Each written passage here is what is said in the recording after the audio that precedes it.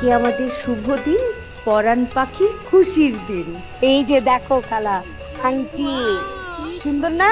দেখো, এই যে দেখেন, এই যে পাখি চলে আসছে, পাখি চলে আসছে, এই পাখি চলে আসছে। ওরে বাবা,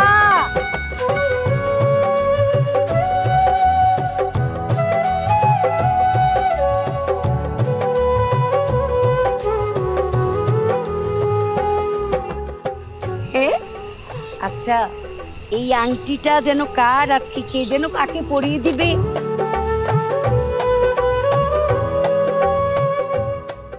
খালা, আংটিটা কি একটু দেখাবো নাকি সারপ্রাইজ থাকবে?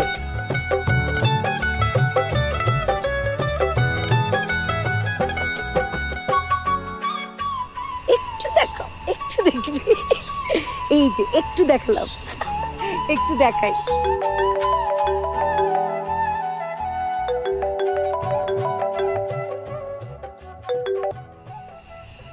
হ্যালো চাচা।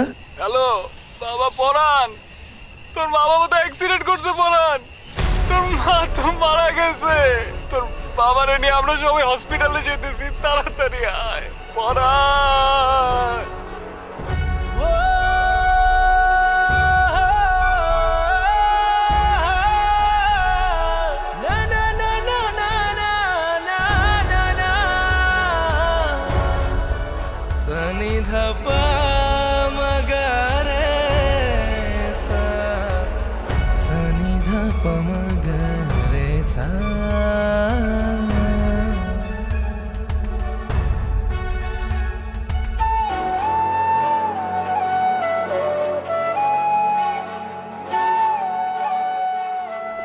পরাণের পছন্দ আছে। 10-15 বার দিয়ে দিচ্ছি, তারপরে ধরতেছেন। আরে আরেকবার ফোন দে, ধরবে। কি পরাণের ফোন ব্যস্ত পাচ্ছ? আমি 15-20 বার দিচ্ছি, কোনো ধরতেছে না।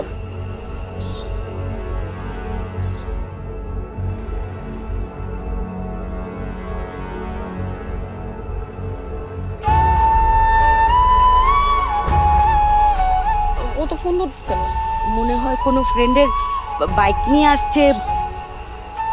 খালা ফোন ধরতেছে না তো, কোনো বিপদে পড়লো না তো? এরকম একটা দিনে অলক্ষণে কথা বলতে হয় না মা। পরাণের কোনো বিপদ হবে না, আমাদের সবার দোয়া পরাণের সাথে সবসময় আছে।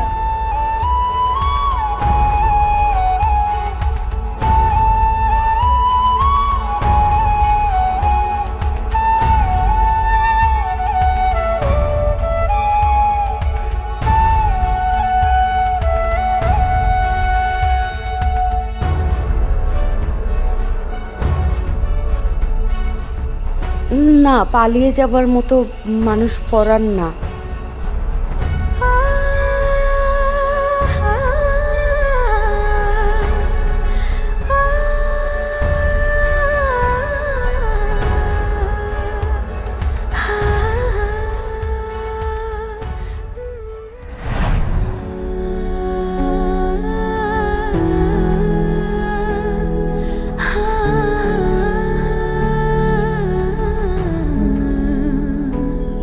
প্রচন্ড আগ্রহ নিয়ে আমি জান্নাতে অপেক্ষা করছিলাম।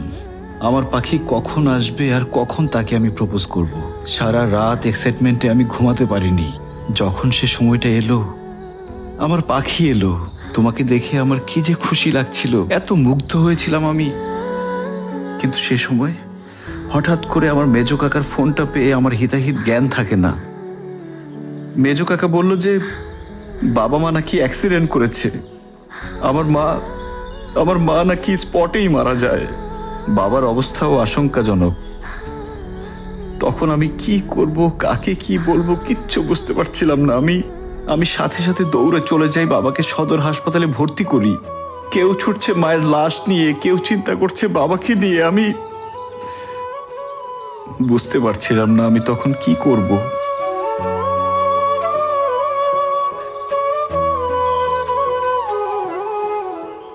একটাবার তো বলে যেতে পারতে, একটা ফোন তো করতে পারতে। তাড়াহুড়ার মধ্যে ফোনটা যে কখন কোথায় হারিয়ে যায় বুঝতে পারিনি। অফিসের সিম ছিল, সিমটাও তুলতে পারিনি। মায়ের দাফন সেরে সোজা চলে যাই হসপিটালে। ডাক্তার বলল বাবার অবস্থাও আশঙ্কাজনক। তারপর টানা 1 বছর আমার বাবা মৃত্যু যন্ত্রণা সহ্য করে থাকতে না পেরে বাবাও চলে যান।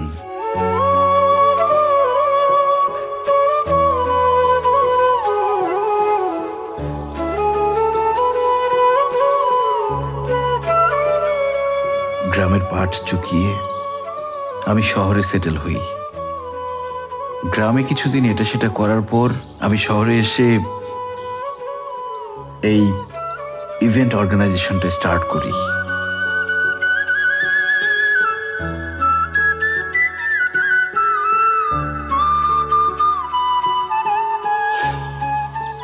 তারপর আমি যে তোমাকে খুঁজিনি তা কিন্তু না। জান্নাতে গিয়েছিলাম একবার, তারা বলল তোমরা তোমাদের ঠিকানা চেঞ্জ করেছো। নতুন ঠিকানা কেউ বলতে পারলো না। প্রচন্ড রাগ, অভিমান আর অপমান থেকেই আমি কাউকে ঠিকানা দেইনি। এসব কি হয়ে গেল পাখি?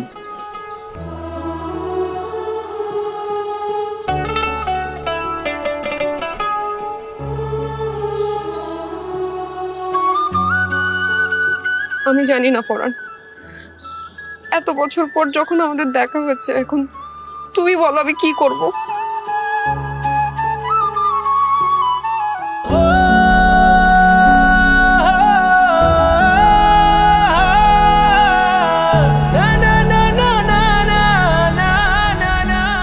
পরাণ, আমি জানি না তুমি কিভাবে কি করবে, কিন্তু তুমি আমাকে এখান থেকে নিয়ে যাও। তোমাকে ছাড়া আমি বাঁচবো না। আজকে তোমার গায়ে হলুদ, কালকে বিয়ে, আমি এখন কিভাবে কি করব? পরাণ, আমার আর কিছু চাই না, আমি শুধু তোমাকে চাই। পরাণকে চাই, তুমি কিছু একটা করো তুমি বলো আমি কিভাবে কি করব? প্লিজ।